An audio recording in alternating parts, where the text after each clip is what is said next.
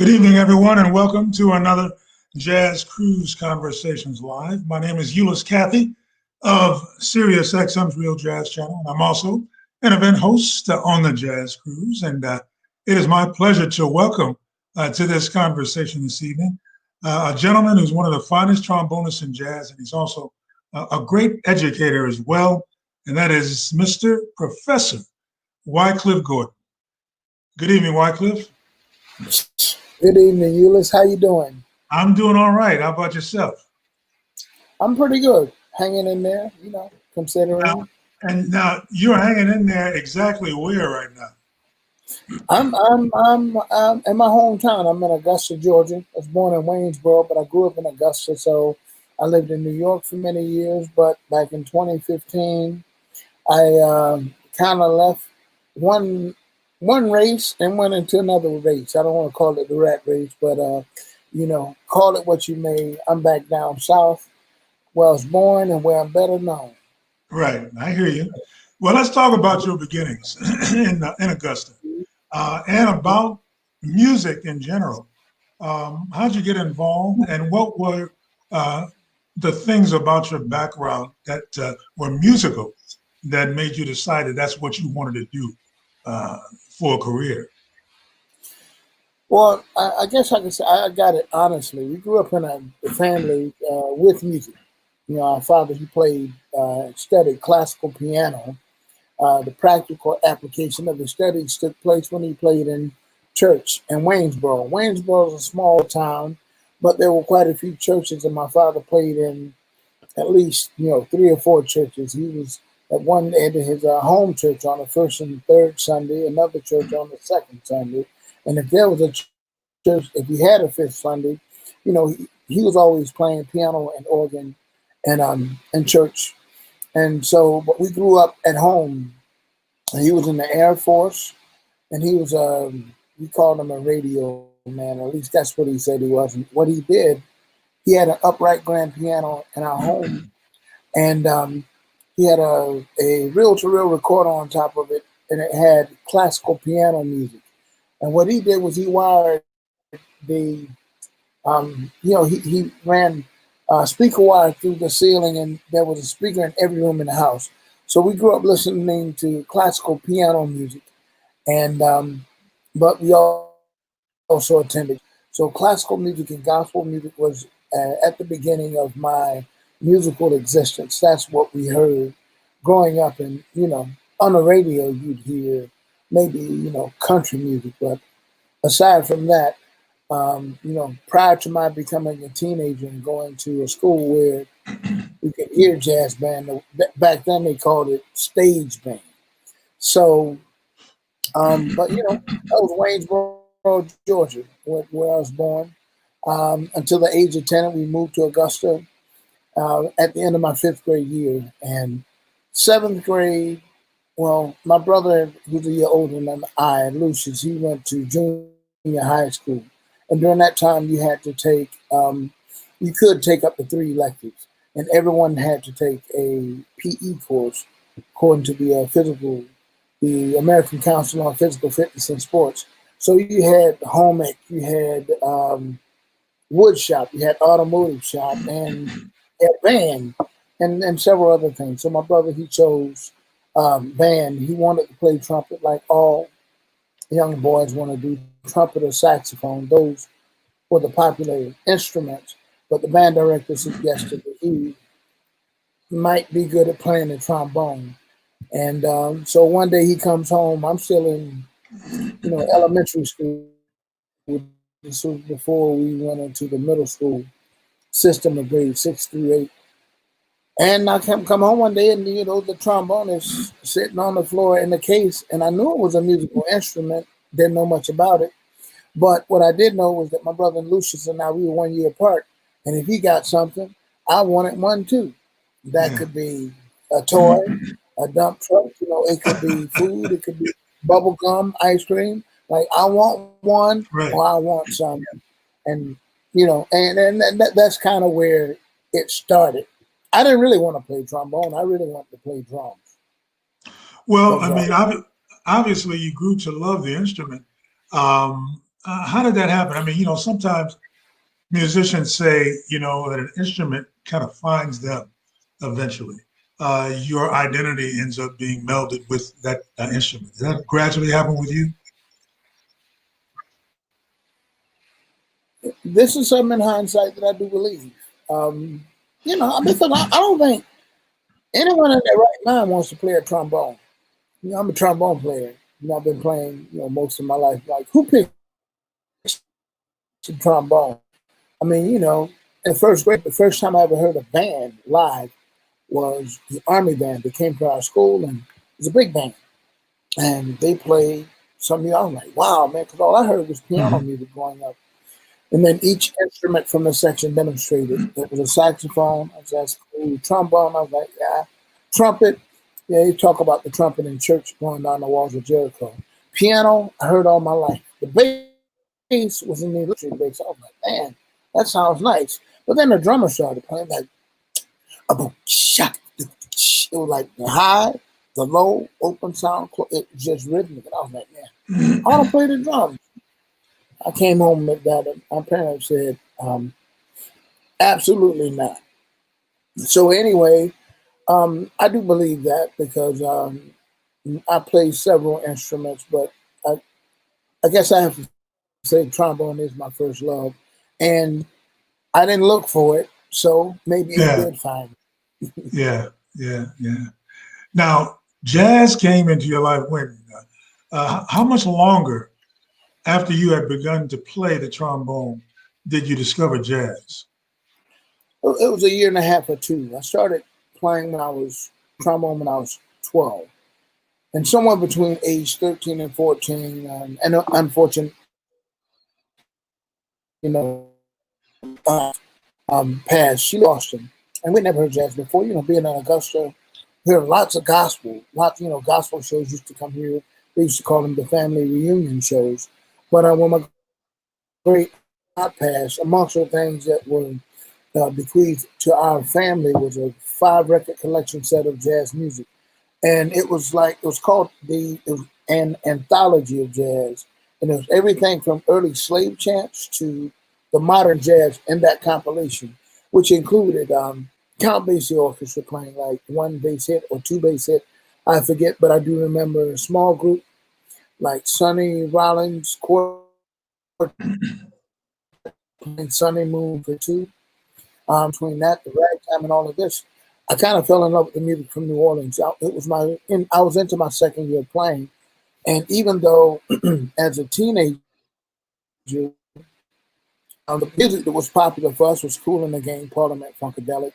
Kiss was the popular rock group Chicago, so we listened to those things. But in my garage, I could put this record on. I was like, man, that sounds like the instrument that I play. And so I began imitating on what I later came to understand as transcribing, but I would imitate what they were playing.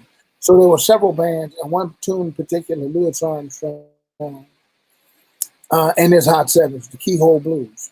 It was one of my favorites, but it's one that I remember and re-recorded many years later.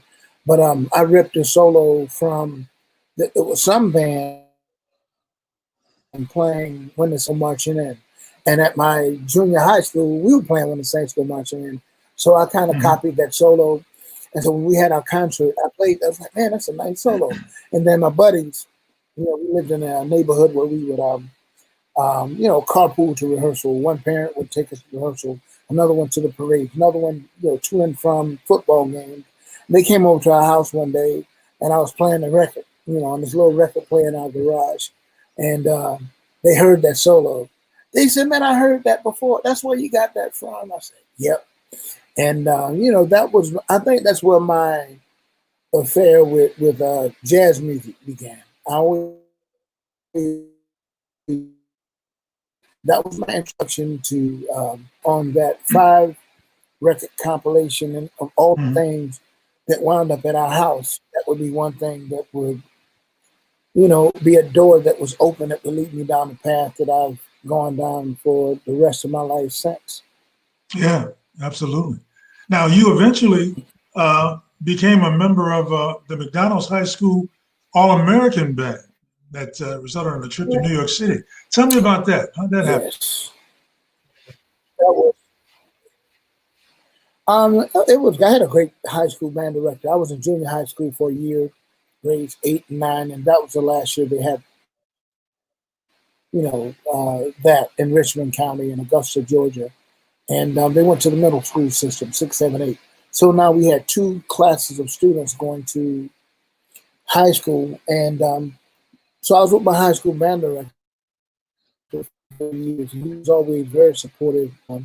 Mr. Harkness Butler about, try for the all-county band, try for solo and ensemble, try for the 10th district band, try for the all-state band. And then came the opportunity to try for the McDonald's All-American High School Band, where they would pick, select 2 students from each state. There were, I think, 12 trombonists, 24 trumpets. And, so I had a very supportive, family first and foremost, but I was one kid out of 6.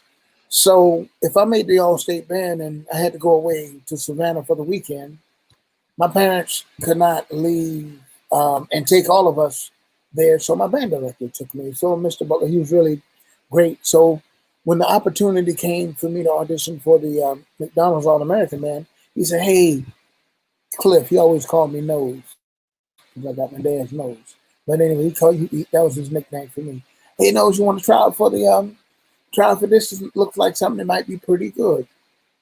And little did I know, it's one of the greatest experiences that I would ever have in high school, to play in a band with students from every state in the United States. The best of the best that year that auditioned: trumpet, trombone, clarinet, tuba, baritone, French horn, a marching band. And I was like, wow. Out of 12, I was number 9. So you know what that meant. Everybody ahead of me, they had a better audition. I was like, I was constantly at different periods in my growth surrounded by musicians that played better than I did. And I was just always inspired. And, from the McDonald's All-American High School Band, which was primarily a marching band unit, we played concerts, but they also had the McDonald's All-American Jazz Band. So they only chose 5 trombones for that. And me and my buddy Stan Wilkerson, he went to Florida State to study classical music. I went to Florida A&M to do whatever I did. I mean, I wound up getting in jazz, but I went for the music program, and I was inspired to go there because of the marching band. But the 2 trombone players that made it from New York, Todd Lowry and Bob Bioni, man, they turned me on to so much. It was cassettes back then, the portable device. And man, they played a recording of great trombone like Frank Lonzolino, and I was just the information that they had. I was like, and I was kind of spongy. I just soaked it up. So that was a really great experience. McDonald's All-American High School Marching and Jazz Band. Now, what about your years at Florida A&M and one of the marching band? Talk about that a little bit.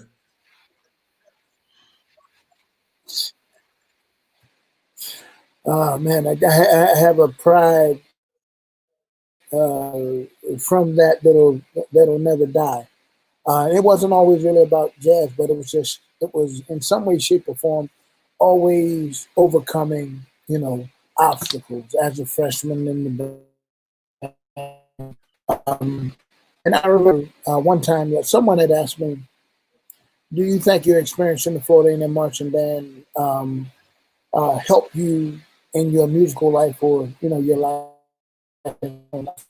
Of course, and I say one of the most poignant moments that I remember is, I don't know if it was my sophomore, maybe my junior year, but we were rehearsing for a halftime show, and it was raining. Show's on Saturday morning. I think it's Thursday night, and it's raining outside, and and I mean, it was drizzling, and we had 100%, 110%. We'd run the show about 2 or 3 times, and at attention, standing in the rain, and Doc White and Doc Foster said, "Man, that's pretty good." but it's not good enough for the Marching 100. Take it again. And you had to take the whole halftime show again in the rain, which means it didn't matter about the mud on the ground. It didn't matter that the field was slippery. We had to look like the Marching 100 on a bright, sunshiny day, even when it was raining. One of the marches we played was called In Storm and Sunshine. And so uh, things like that helped me push through, um, many obstacles that come up either on the road or just in life. And I just said, Yeah. hey, I said, no, we're not going to accept any less than your best. When the sun is shining, when it's raining, if it's storming, if it's snowing, if it's in the morning, if it's late at night, you always, you put your best foot forward and you have to look like that. And if half the man looked good enough, everyone had to get in. It was, and I think that's why, we take so much pride at the HBCUs. We get together.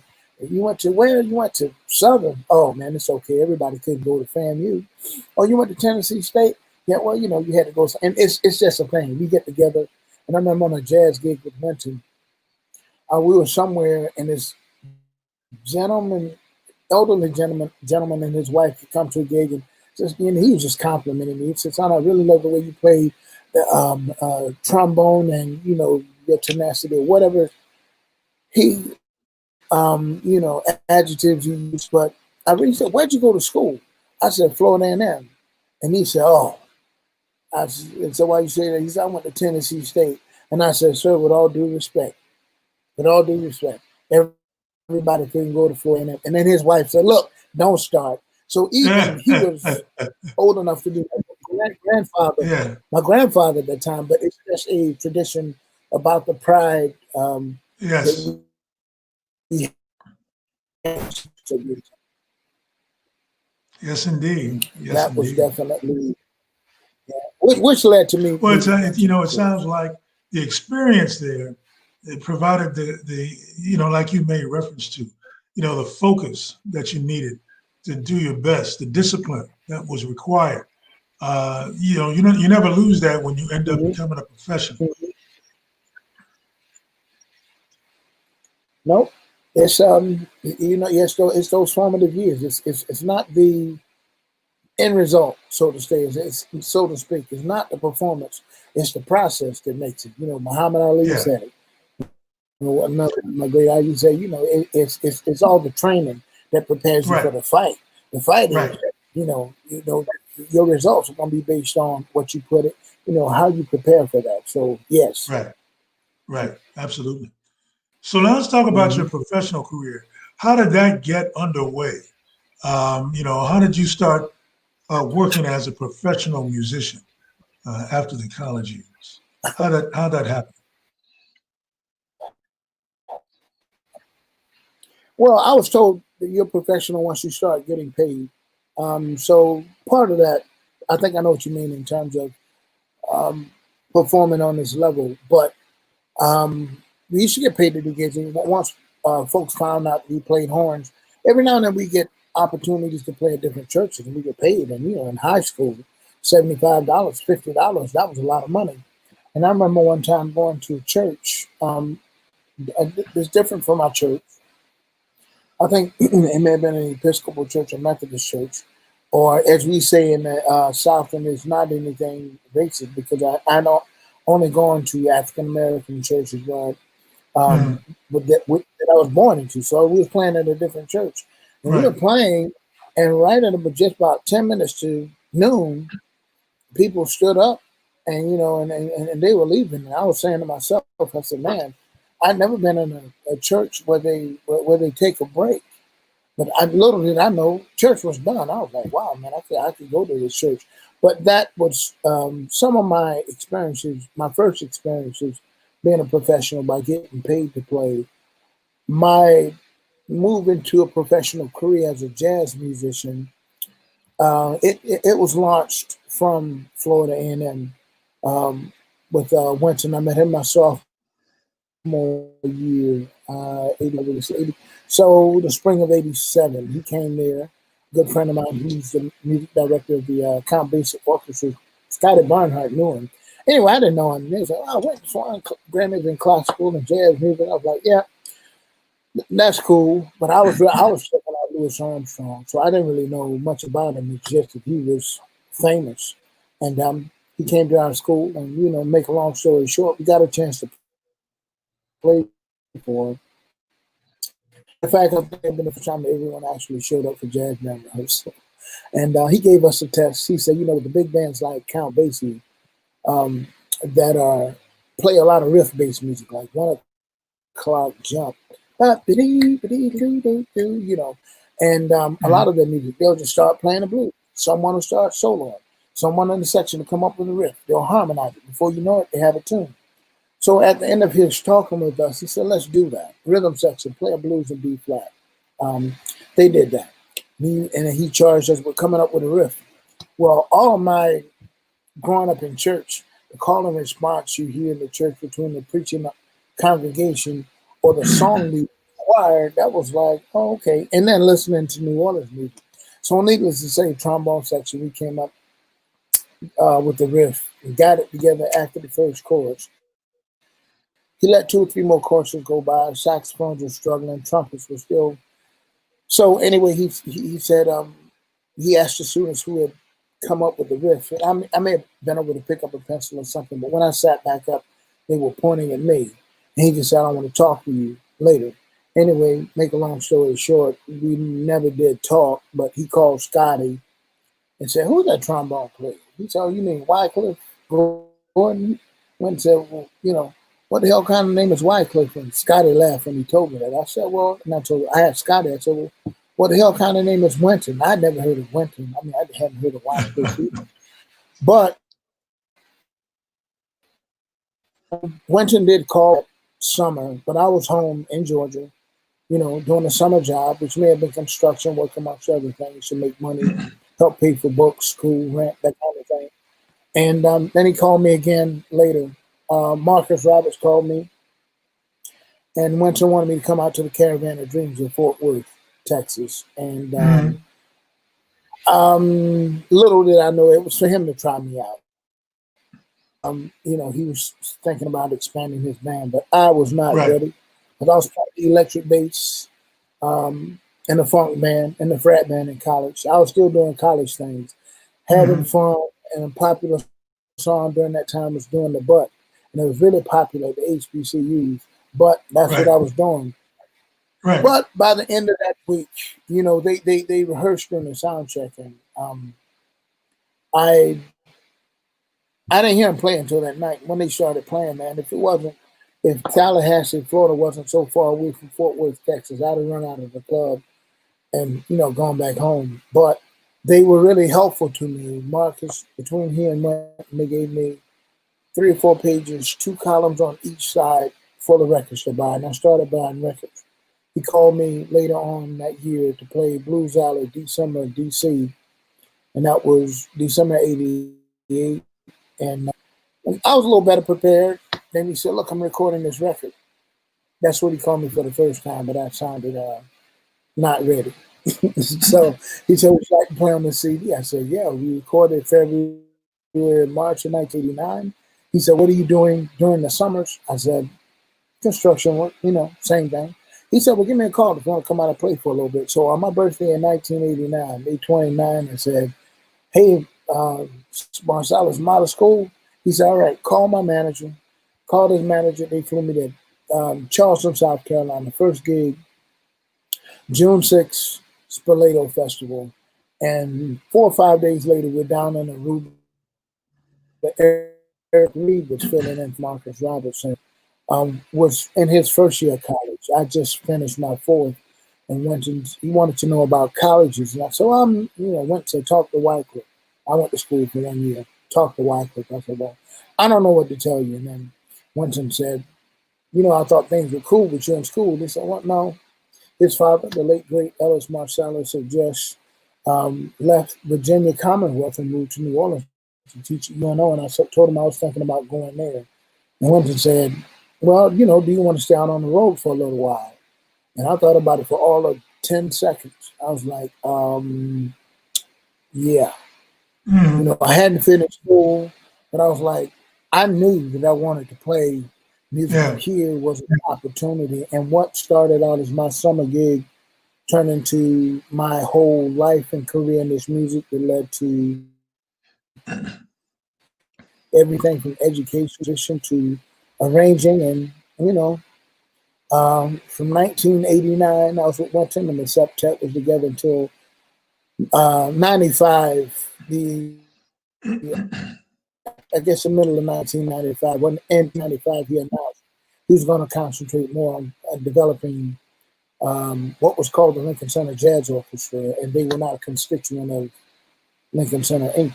Right. yet, but it went in that direction. So we all still had gigs, but that's kind of where it started, and that wasn't that short, but that's how that happened. So that ended up being a very important signpost for you, because a lot of what is developed in your career happened because of those developments in that circumstance. Um, it sounds like it was a very important um, developmental stage for you. Mm-hmm. It was. I mean, one thing when I talk about the band, sometimes I still get full when I talk with students, because a lot of times we talk about music and we talk about everything, making money. But what I remember, because at the height of our traveling, we were on the road close in between 275 and 300 days a year. And this was like the early 90s. And Yeah. cats in the band, started to get married, and you we it was time to make some. Well, I guess not time to make some adjustments. We were like, man, and I wasn't yet, because I was still in that. I hadn't gotten married the first time yet. But anyway, he said, "Man, can we work 2 weeks on and 2 weeks off?" And I said, I can't book tours like that. It's Yeah. basically the nature of the beast. So it was, man, I forgot the question that you asked me. What did you ask me? No, I was just making reference to how that was probably a Oh, yeah. significant Oh, stage. Yeah. yeah. Well, yeah. I'm sorry. Yeah, that's the point that I want to make. That I tell Yeah. students all the time. Gigs, Yeah. licks, make all that's important. But one thing I remember is that we would always talk about the music, and in that band, and it's not hard to talk about. It's fun to talk about, but I always kind of get full when I mention. I said, when you're on the road with somebody that much, you become very close and intimate. You're like family. Family get Yeah. along. Sometimes they don't, but musically, it was just like, man, you get to see, if you're doing city to city, folks see a concert. We see the growth and development in the band, and we see, one night West might just be on fire. Todd may be on fire. Some night I may come off the stage and say, hey, man, forgive me for how I sounded tonight. Cats always wanted to look clean. Our thing was tight. You can take only, but you can't take but so many suits on the stage, but always look good when you out on the stage. And we always were just ready to just deal with the music. And so anytime somebody would say that, man, forgive me how I sounded tonight. What are you talking about? You sounded great. Yeah. So no, Yeah. it's when you're going through something and you don't quite get it. And then there's those times when they're doing this, like, man, Wesley was on fire tonight. Now, it's just a regular concert to everybody else. But like I said, we're traveling almost 300 days together. So it's never just really, regular to us. And then the greatest moment was when it would happen with the whole band. And it would happen Yeah. once, maybe twice a year. Yeah. Yeah. No question. No You question. you get to that interaction. It doesn't even feel like your feet are touching the ground anymore. And you always want to get back to that. And it's difficult if you're always doing, it's not impossible, but when you're working with somebody, you get to know the idiosyncrasies of the person, how I like to play, how is Eric Lee going to comp behind me, or what is he going to challenge me with? And I mean, it was just never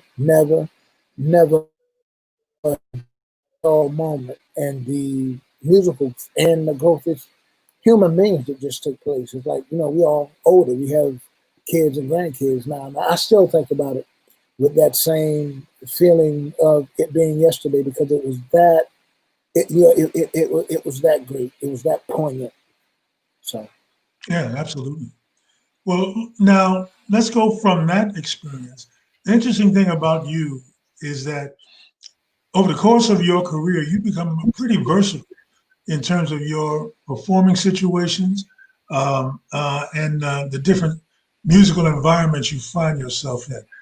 Let's talk about some of the other um, performers that you have played with since that time with Wyndham. mhm. Well, I was with Winton from 1989 between Winton and Lincoln Center Jazz Orchestra up until the summer of 2000. Then I wanted to pursue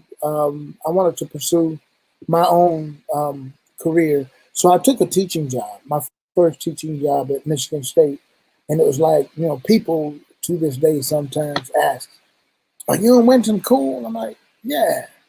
"Why did you ever leave the Mm, band?" I said, "I had things that I wanted to do. I wanted to write, I wanted to compose, and I yeah, wanted to see if I could, you know, do my thing and create the music that I was hearing." And it was, I mean, it was great.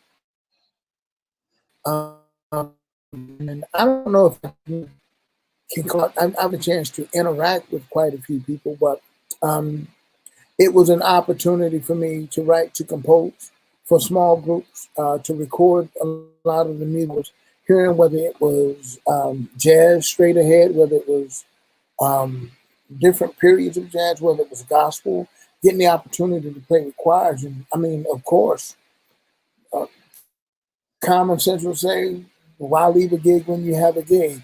And I just had I always admired Winton for his vision.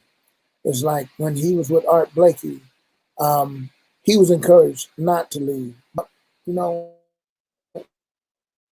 if he did, he left, and look at what he did. So, and not to say that that was my inspiration, but I felt that I had a voice, and I wanted to explore. I wanted to explore that voice as a trombonist, as a band leader, as an educator, as a composer, you know, um, as an arranger, and and it was rough at first. 2000, now I'd hired a manager, and then I try to get gigs, and they say, "Oh yeah, we love Wycliffe, but yeah. we'll wait when he comes to Winton." And that, I mean, that was 2 or 3 years. It was Interesting.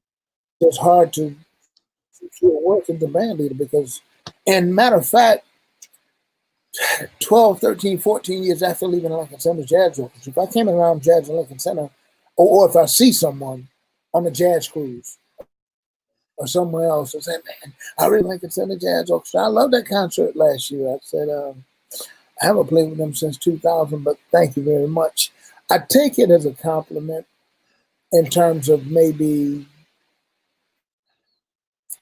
it was a, it was a good thing that I was remembered in that way. But I said, yeah, and I have about 20 something solo CDs, and I've done quite a few projects on my own. And of course, not having the engine or the machine like a Jazz at Lincoln Center um, enterprise, and then trying to do it with, management, because you got to deal with managers, booking agent, and I remember times having to get creative when I didn't have a manager, because Mhm. uh, I just want to be the artist. So at Right. one point in time, I created um, my manager. You can only deal with him via email, but and it was about a year and a half after that lasted, but people didn't know that they were actually, talking to me. And I learned a lot about this business. I mean, I love the music, and the music can keep you sane. This will make you crazy if you don't learn. If you don't learn about the business aspect of it. But it's been a great ride, and I love it. I don't regret any decisions. Sometimes I say I wish if I had known then what I knew now. But then if I did, things would probably be different, and they may be better. They may not be. So I'm happy where I am. You've made a lot of different recordings. How would you describe your sound? I mean, can you come up or think about, like you mentioned before, when you were younger, trombonists you met who turned you on to other trombonists. Do you consider yourself to having been influenced by anybody, or have you forged your own sound just based upon your own experiences? I think I can safely say this. I don't think anyone can really forge their own sound, because when you learn to talk, you're imitating somebody. When you learn to play, you're imitating somebody. If you're talking about Miles Davis, Dizzy Gillespie, Duke Ellington, there was a point in time that before they became the Miles, Dizzy, Duke, Benny Goodman, and Charlie Parker that we know. And that was that time when when they were learning to play, and they sounded like students that are just learning to play. So I think my sound comes from the. I think it's a part of the whole of who I am. Gospel music, the way that people sing, and things that I heard in church, the way that people would speak and to project, and always loved classical music, clarity and the sound of that. But when I started listening to Louis Armstrong, I think if I had to pick one musician, I would say it was Pops. But Pops embodies so many different musicians, like all the trombone players that played with him, from Tyree Glenn to Trummy Young, Jack Teagarden. I mean, when you listen to those, if somebody when I'm asked that question, who's your greatest influence? I can't pick one trombone player, and I don't say it because I'm a trombone player. I listen to a lot of music, but if I were to just deal with the different schools of plunger playing on the trombone, I think the instrument, even though I always like to say trombone, we're the Rodney Dangerfield of the instrument world. We get no respect, but I think we have the wide range of voices. And you talking about bebop from JJ to Carl Fontana to Curtis Fuller to Frank Rouse. You talking about the different plunger schools. And trombone, we were in the big band or we were sidemen. So before JJ, there was some, but JJ kind of brought it to the forefront. So you'd have to ask me two questions. If it had to be one person, I'd say Louis Armstrong. But if you said many influences, I studied all the schools of great plunger mute trombonists, from Al Gray, who played open horn, to Tricky Sam Manton, to Booty Wood, who was on the Duke Ellington recording session, Blues in Orbit. And Duke just threw it to him. He said, you got it, Booty. You got it. Wah, wah, wah. He told him to play a plunger solo, and it's one of the most prolific plunger solos there is. 3 choruses on the original recording. There's the alternate tape. I don't particularly care when record companies do that. But I studied many different schools of trombone players. But if I had to pick one, I'd say Louis Armstrong. He's the embodiment of jazz. His voice is jazz. His voice is connected to, the trumpet. The way he speaks, he plays. The way he sings, he plays. So I hear band directors and conductors say the instrument is an extension of the voice. I didn't really know that until I was well into my professional career. I would say it, but now I know it. So anyway, there are many. I mean, one of my favorite recordings is Ben Webster with strings. He don't even play trombone. He doesn't even play down in the South. The vernacular is slipping out of down there. But he plays the tenor saxophone, but it's just like the the music. I listen to great pianists, and I love great classical trombonists also, like Christian Lindbergh, and so I think it's very varied. But if I had to pick one, it would be I'd say Pops. He was a trumpet player by nature, but his voice was the trombone for me. Yeah, And that's very, very interesting. made that connection and do. Yeah, kind of the inspiration Yes, for and where your sound comes from. Yeah. mhm. Now, at what point in time Yes. did you make the transition? Sorry, go ahead. No, I was just going to say, at what point in time did you make the transition to teaching?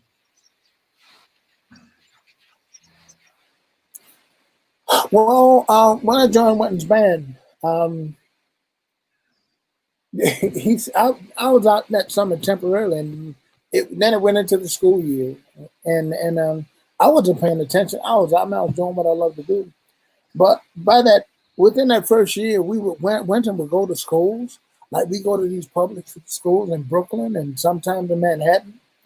And man, he said, I'm gonna go and do this workshop. These kids, tell them about jazz, and jazz was so off the map for them. They went to hip hop or whatever was popular at that time. That's Right. the kid back then. Do you know Wynton Marsalis? They said, "Where's that?" And I mean, and it's cool. I mean, I didn't know. I just happened to be in music, but it was very. I don't want to say it was discouraging. Man, I watched. I didn't teach. I would just go with him and watch. I was like, man, these kids, no love for the music. No, it was and it was just. It may have just been at school, but we saw a lot of that. So I would sometimes sit with Wynton and watch him do interviews, whether it's a phone interview, and I was like, man, that's cool. I'm just check him out. And I remember one time we was in California, and I'd be with him. We were on the road together, so we went to eat or something. On the elevator, reading an article where someone basically trashed his performance. Wynton's always kind of upbeat, but I was there when he wasn't so upbeat about that kind of stuff. So watching and witnessing all of that, it gave me a desire to want to go out and find a solution. I tell students all the time, we're jazz musicians, we wake up every day trying to come up with solutions to problems. Improvisation. How can we improve upon this melody? How can I approach this C major 7 chord? How can I work on my range? We're trying to solve problems. And so after seeing all of that, I was just like, man, wow. Do I want to do this? Maybe I just want to stay outside, man. I don't want to be under that pressure. Doing interviews, doing workshops, and going to talk to a bunch of kids that don't want to hear anything, that wants to hear nothing that you have to say. And I was like, but I was actually kind of motivated by that. So um, then I start going with him to workshops, and he said, "You want to say anything?" So then I began to participate, and then I kind of fell in love with it because, even though I didn't finish my degree in teaching, the greatest thing about teaching is you learn all over again, and you could be the kind that just spew out what you know, but it means absolutely nothing if you don't reach the student. So now you got to work on your teaching chops. Oh yeah, you got a degree. All right, come on in here with that degree. And how the students nowadays, woo man. I mean, things haven't things haven't changed that much. There's still the challenges, and now in the midst of COVID, I mean, it's just like Yeah. we can't even make music like we used to. So Yeah. all of those things, I got a chance to go in, for lack of a better way of putting it, I guess I got a chance to apprentice doing those things. And I was like, I want to talk about this because they may ask him something, that I might have a little insight on as a trombonist or as a low brass player, or you know, and I don't know, I like it. I just say, hey, this is cool. You know, you get like comics. You get what do they say? Somebody not haggling. What is it? They do at the comedy club when they anyway. Somebody's tripping on you. You know you know they're trying to get in. They're trying to mess up your groove. You coming Yeah. with a show. You coming with a presentation, but they're not feeling it, so they want to throw a monkey wrench in your program. And I've learned how to know playing dodgeballs. How do you approach this? And sometimes you get caught. It's like, ooh, somebody asks you a question you don't know the answer to. Well, one of the hardest things to do is to say that I don't know. But I encourage, hey, I don't know the answer to that question. I don't know all the answers. It took me a minute because I didn't want to be the teacher that got hemmed up by a student. But I tell them quick. I said I don't know all the answers. Matter of fact, my approach is just an approach. I encourage you to try other things, Mm-hmm. but what I'm talking about. I'm going to tell you what I know, and I'm going to share with you what worked for me.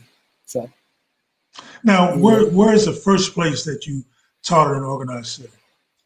Once you decided that that's what you were going to do. Teaching.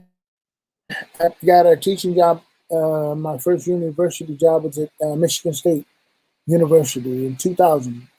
At summer 2000, I started the fall of 2000. I taught there for two years Mm-hmm. full time, and then the second year, Juilliard started the jazz studies program in 2001. So I was on the studio faculty. I would fly in every other weekend to teach the trombone students, and then I left Michigan State and I started at Juilliard full time. In the year 2002, and I taught at Juilliard for 7 years. Then I taught at Manhattan School for 7 years. And that was into 2014, 2015. And then, like I said, I had enough of the race. In New York, I had some health issues, and I was just burning the candle on both ends and in the middle. And just got, I was, in Arizona. And it was very hard for me to talk about it at one point in time, but I had a physical challenge. I had a stroke. It was a minor stroke, but it was enough to say, hey. All that sleeping 3 hours a night and all of that. But then I came, So I took position at Augusta University 2014. I signed on as an artist in residence for 4 years to do 6 weeks per semester. And 2018, I signed on full time, but it's great because they're very flexible with me and my schedule. I don't tour as much as I used to, but they realize and understand that I am going out and representing the school and the university. So, that's where I am now. And it's I love it. I'm home. We're in the midst of COVID, which is very unfortunate. Because I remember thinking, oh, this will be over in a month. Oh, it'll be over in 2 months. Okay, here we are, 7, 8 months. And,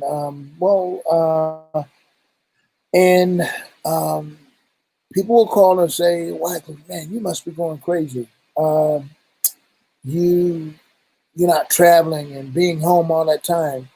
And after the first month and a half, I said, wow, this is as long as I've been home in 35 years, for more than 3 weeks. And I kind of like it. I've gotten a little older now. So it's a totally different reality for sure. It is.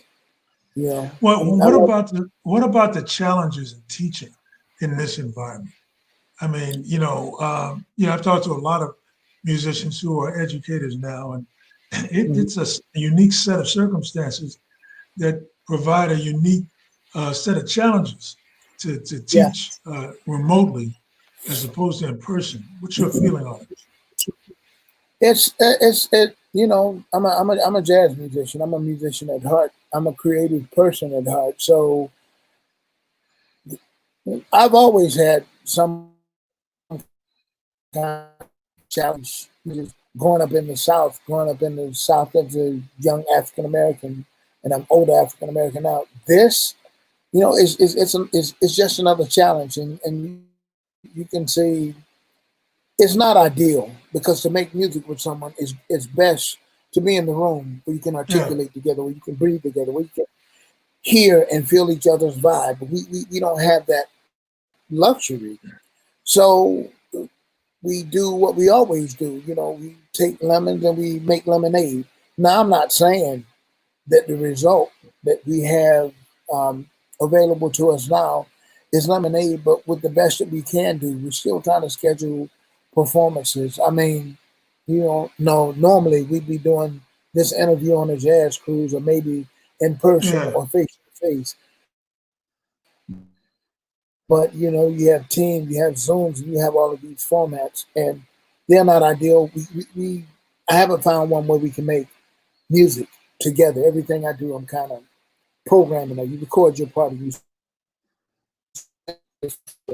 So it's difficult, but the most difficult thing is not necessarily finding out how to teach. It's finding out how to keep students and oneself motivated to yeah, do this. Because, you know, yeah, after being on a computer all day, like, ooh, you know, let me get out of, yeah, let me get out of the house. I mean, and sometimes I'll miss an email, because if I have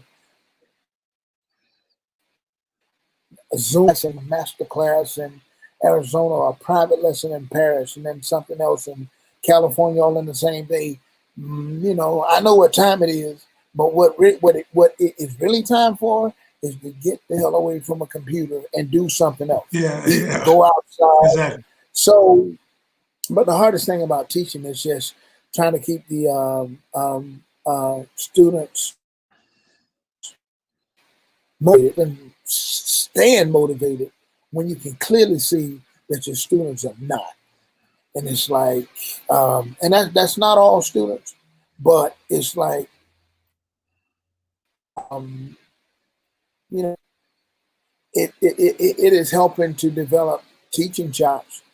I mean, you know, I can't run a jazz band Yeah, on Zoom. Yeah, I don't have a jazz band um, this semester, because it's just we have made music with the NYO, and you know, thank goodness they'll there's some camps that I do annually, yeah, and they kept those camps going, but we did it like, you know, it's like this. The rehearsals were on Zoom, the recordings were on Zoom, and so how do we make music now? We record the drums, then send it to the bass, then send it to the yeah, piano, then send it to the guitars, then send it to the section leader in each section, and then, you know, and you know, it's not ideal, but now you're creating what I've done, sitting here in front of this computer in the room I have. It was a garage that turned into a music room. I have a Pro Tools set up where I'm doing things I would never do.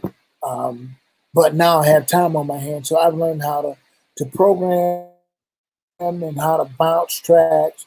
I'm good at, you know, mixing or things like that, but I've learned how to do that because I'm here and I have all of this stuff, and I'm like, so, and people that have those chops, those kind of chops, you know, they're getting employment. You know, they probably would make money doing things digitally, but now they get, you know, they're getting a lot of work. Can right, you record this? Can you live stream this? And right, it's a new way of living, but I mean, you know, yeah, that's part of the core for us. yeah, yeah. You do what you need to So do. Well, you mentioned a that's it. jazz cruise. You mentioned a jazz cruise earlier. Let's talk about you and the jazz cruise. Now, let me see. Word has it that you've been on just about every one, if I'm not mistaken, and it is a very popular appearance every year on the jazz cruise. You're one of the most popular performers there. Tell me how you got involved with it, and let's talk about the gospel show too that you do on the cruise, Okay. which has really become a very popular performance on the show on the cruise. Okay. Jazz cruise, word of mouth is how musicians make. How did like when I think about saxophonists that played with Wycliffe Gordon International All Stars, I was at a jazz party. I heard somebody, what's a jazz party? Somebody said, they heard me playing. I said, man, I want to invite you to a jazz party. I'm like, okay, jazz party. It's a weekend where a bunch of musicians come and put you in different groups and you create music. I said, okay, cool. Party concept. From the jazz party led to, the jazz party people are going on a jazz cruise. Wycliffe want to come on, want to do a jazz cruise. I'm like, I never been on a ship. Yeah, why not? But I'm going to miss a week of school. And I don't think I did it the very first year. Okay. I know you. I know. I heard you done most of them. Missed, I have. Well, I've done it every year since. I think I may have come on the second year. But once I got, I was like, man, it was strange at first because I got off the ship. It was hard to stand up because I never had sea legs before. But I love the fact that we were surrounded by jazz people. At least 95%. Everybody's on the ship for jazz. I'm like, man, this is hip. Bunch of jazz musicians. And I'm like, yeah, I'll come back and do it next year. And then I was on the year, Count Basie Orchestra was doing it. And Marlena Shaw was doing the gospel show. And I was like, they have a gospel show? I went to it. I was like, oh, wow. And she did Bridge Over Troubled Water. And I mentioned, I said, you know what? Y'all don't have to pay me, but I would like to just play on the gospel show. And they said, you want to play on the gospel show? I said, yeah. And I forgot who did it the next year. I said, yes. And then they said, well, would you like to be the host of the gospel show? I was like, well, yeah, but can I bring my band on? And I came on with my band twice. And, out of all that jazz, bebop, early jazz, traditional jazz, the gospel was an opportunity for me because I grew up in the South. And like I said, I grew up in a situation in church where there we go. Secular music wasn't accepted, and jazz music was part of, was secular music. And where say, well, if you're not playing gospel music, you ain't playing for the Lord, you're playing the devil's music. And I was like, oh, man, I don't know if I'm gonna go to hell, but the devil got some nice music if that's the case. So the gospel show was an opportunity, like listening to New Orleans music, whether music function, funeral or whatever. It wasn't just gospel, it was jazz, but it was both, and they were combined. So once I did the gospel show, I was like, man, I like this because now I can play. I got that, grew up in church. And my drummer that plays me all the time, Alvin Atkinson, he grew up, he had that same Southern upbringing. So the feel just like, he said, well, you want to? I was like, yeah. Then I just kind of fell into it because that was seriously a part of my musical beginnings, not jazz. The gospel was. Matter of fact, when I was on the road with Winton, we had two lounges on the bus. West would have the Blue Note bebop, bumping and popping, smoking a cigarette up there. I go to the back of the bus. I put on the Georgia Mass Choir, Florida Mass Choir, Aretha Franklin. I was gospel. I think gospel music was what I can credit with just keeping me centered and focused, on the road as much as I was. But the gospel show and the jazz cruise, I look forward to it. I look forward to it every year because it's the opportunity for us to deal with that side. We don't talk about religion, and we don't send people to hell. And now remember when Nikki came as a guest on the cruise, and we had someone doing the gospel show that was a very good jazz singer, but didn't do gospel. And some people in the audience from California said, "Well, Nikki's here. Let Nikki go up and sing something." And then she came up and sang. I won't say she saved the show, but for lack of a better term, for that portion, it was just like And then this back then, people used to fill out comment cards. And I'm just so glad and grateful that along with Houston Person and some of the people that come back every year, I was one of the ones that people mentioned that, they like my performance and they would love to have me to come back. And because I never knew if I was or not, and then I got to the point where I'd say, I'd like to come and do the cruise next year. And Michael, he was doing it with his brothers back then and Anita, but he said, "Oh yeah, you're good." So I look forward to the gospel show. I just wish we do it early in the week. I don't think it would be too much. You got the gospel show and people come to it, and we did another one at the end of the week because, as I understand it, we have 2 seatings for the big shows in the event. So only so many people are able to get in. Why not do one at the beginning of the week and then do another one at the end of the week? And I mean, it's not. That's how I feel. Like I said, we love it. Let's do it again, and we can do a different show. But anyway, that's my feeling. So, exactly. And that's the new. It is an incredibly popular show on the cruises, and it seems like everybody enjoys not only attending it, but you guys enjoy putting it on. We do. We love doing it. And all the guys, even though we don't sit down and talk about religion, whether it's Terrell, whether it's Jeff Clayton, who we keeping in prayer now. He's dealing with some health issues, but whoever plays on the show, whether they play gospel all the time or not, they, Ernie Adams, he'll play jazz, he'll play swing, he'll play funk, he'll play gospel. He said, "Hey, whatever, we've done it on the jazz cruise and on and then Vail, and then Bobby Floyd, who whether he's playing, when you have certain elements in place, right. It would be ideal to get a chance to rehearse before we came on, but when you have certain tools in your box, that you're gonna build something great. And it's a short period of time, but it's like, you figure out ways to call, say we're gonna do this, and then we get together and we put it together. And as you notice, I'll do the show. I'll go ahead and get my stuff out the way because once I bring Nikki on stage, that's it, ladies and gentlemen.